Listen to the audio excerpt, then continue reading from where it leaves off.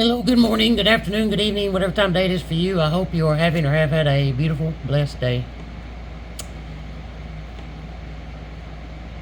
I'm not going to go to a bunch of stuff today. We're just going to read chapter 14 so we can get back right on even odd stuff, because, I don't know, because it bothers me. But 14 is lengthy, so, it'll be a good little read here.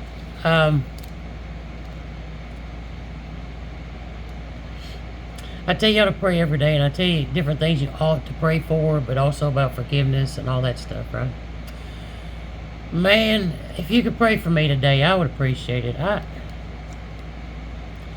The past 3 things my dad has had at his house, I haven't been able to go counting today, because there's no way I'm going to be able to go tonight, because I've got stuff going on.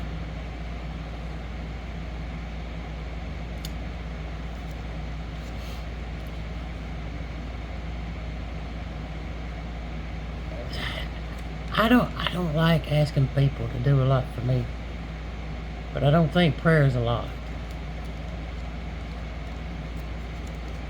And I need prayer. My body is,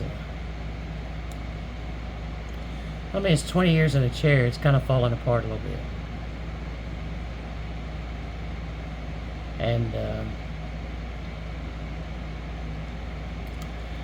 some of it is stuff that's going to cause skin sores and issues with skin sores. And skin sores, if you don't know, are the #1 killer of paralyzed people. Whether that's quadriplegics or paraplegics, doesn't matter. It's not always the skin sore. Sometimes it's complications from the skin sore. But it's always the skin sore. It kills most of us, actually. You'll hear people die of pneumonia that were in a chair, but usually they got a skin sore.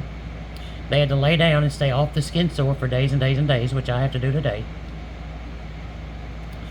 And after enough days of laying around and already having some stuff going on or whatever, they develop pneumonia because they're laying down all the time.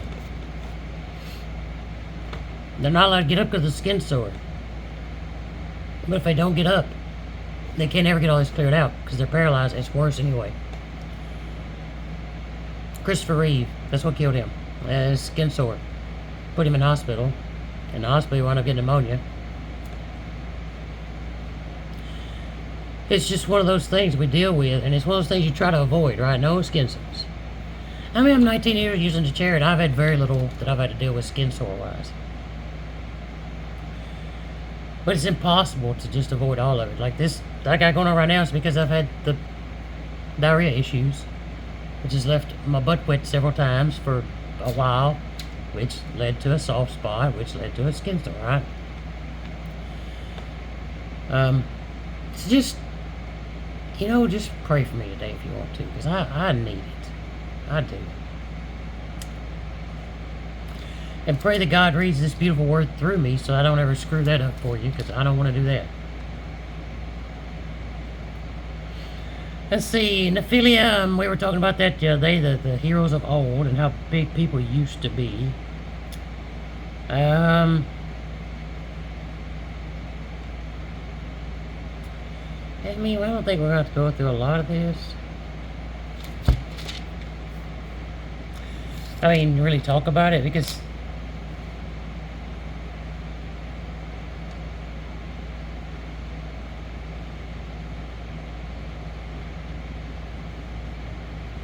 I think 14 is pretty straightforward.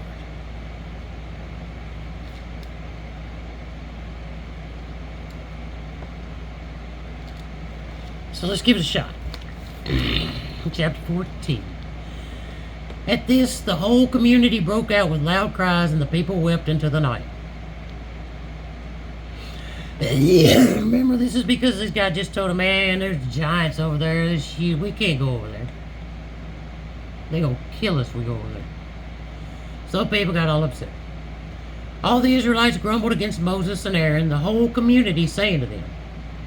Now, pay attention to what they're saying in their grumble, okay? If only we had died in the land of Egypt. Or, if only we would die here in the wilderness. Why is the Lord bringing us into this land only to have us fall by the sword? Our wives and little ones will be taken as spoil. Would it not be better for us to return to Egypt? So they said to one another, let us appoint a leader and go back to Egypt. But Moses and Aaron fell prostrate before the whole assembly community of the Israelites, while Joshua, son of Nun, and Caleb, son of Jephunneh, who had been among those that reconnoitered the land, tore their garments and said to the whole community of the Israelites, the land which we went through and reconnoitered is an exceedingly good land.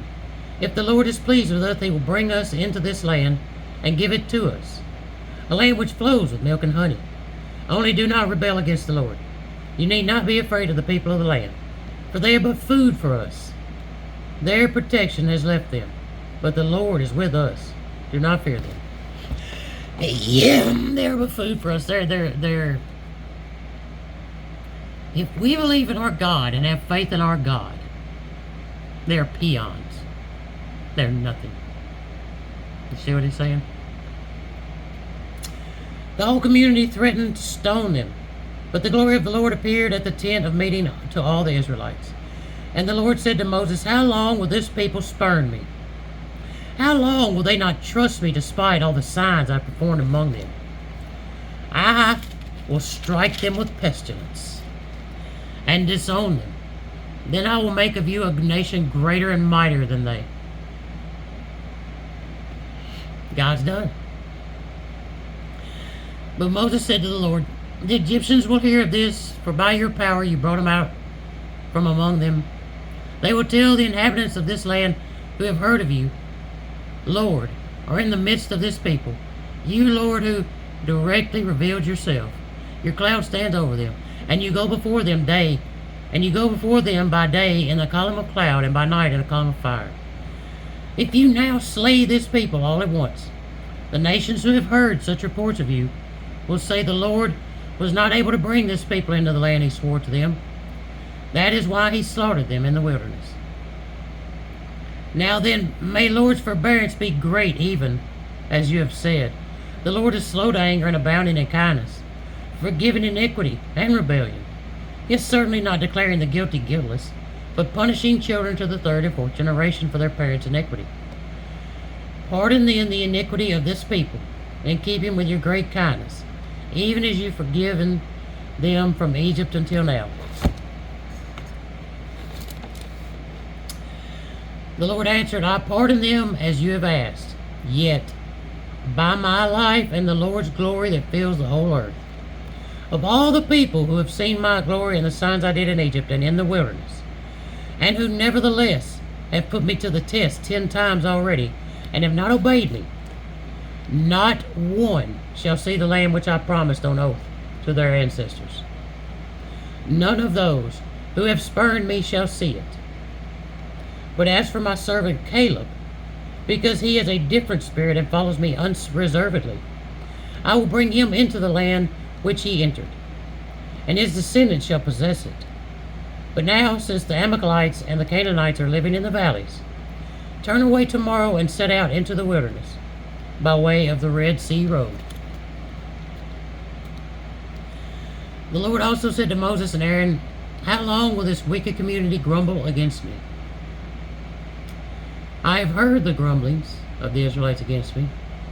Tell them, by my life, oracle of the Lord, I will do to you just what I have heard you say. Remember I told you, remember what they were grumbling about? What did they say? Would it not be better if we just died in the wilderness than to go die by the sword? God said, okay. I will still give your descendants that land.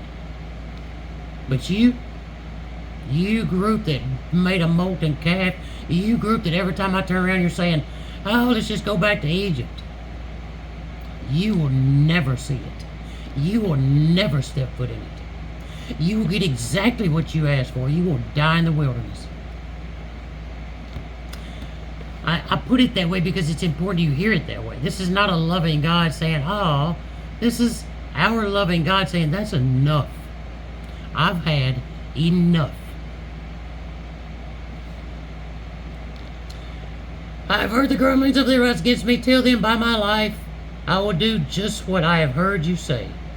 Here in the wilderness, your dead bodies shall fall. of all your men of 20 years or more enrolled in your registration who grumbled against me, not one of you shall enter the land where I solemnly swore to settle you, except Caleb, son of Jephunneh, and Joshua, son of Nun. Your little ones, however, who you said would be taken as spoil, I will bring in, and they shall know the land you rejected. But as for you, your body shall fall here in the wilderness, while your children will wander for 40 years, suffering for your infidelity, till the last of you lies dead in the wilderness.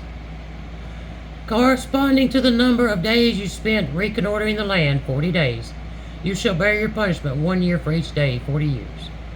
Thus you will realize what it means to oppose me. I, the Lord, have spoken, and I will surely do this to this entire wicked community that conspired against me. Here in the wilderness they shall come to their end, and there they will die. And the men whom Moses had sent to reconnoiter the land, and who, returning, had set the whole community grumbling against him by spreading discouraging reports about the land, these men who had spread discouraging reports about the land were struck down by the Lord and died. Only Joshua, son of Nun, and Caleb, son of Jephunneh, survived of all the men who had gone to reconnoiter the land. When Moses repeated these words to all the Israelites, the people mourned greatly. Early the next morning they started up high into the hill country, saying, Here we are, ready to go up to the place that the Lord spoke of, for we did wrong. But Moses said, Why are you now transgressing the Lord's order? This cannot succeed. Do not go up, because the Lord is not in your midst. Do not allow yourself to be struck down by your enemies. For there the Amalekites and the Canaanites will face you, and you will fall by the sword. You have turned back from following the Lord, therefore the Lord will not be with you. Yet they dared to go up high into the hill country, even though neither the ark of the covenant of the Lord nor Moses left the camp. And the Amalekites and the Canaanites who dwelt in the hill country came down and defeated them, beating them back as far as Hormah. Word of the Lord. Thanks be to God. I will wrap it up there, y'all. I've got to go lay down. But pray. Yeah, pray today. Pray unceasingly. Make every lucky thing a blessing. Pray unceasingly. I love you. Jesus Christ loves you a whole lot more. Y'all have a beautiful and blessed day.